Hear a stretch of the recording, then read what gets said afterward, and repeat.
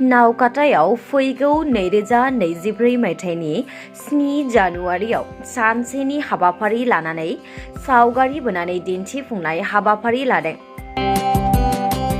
गोदानै दाजानाय तामुलपुर जिल्लानि सिङाव थानाय नावकाटायाव एबा सुक्लाया जोहोलावफुरियाव नावकाटा बड'लेण्ड फाइन आर्ट ससाइटिया बोसोरफ्रोमबो खुंबोनाय बायदि देग्लायबो बाथि सावगारि बोनानै दिन्थिफुंनाय हाबाफारि लादों।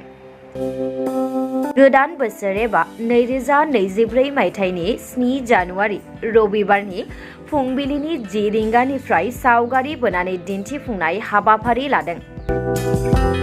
नावकाटा बड'लेण्ड फाइन आर्ट ससाइटिनि गोरायुं खगेन बर' बिथाङा फोरमायहरनाय बायदिब्ला बोसोरफ्रोमबो खुंबोनाय बायदि देग्लाय बोसोरावबो नावकाटा बड'लेण्ड फाइन आर्ट ससाइटिया खुंफुंनो साखाफारा।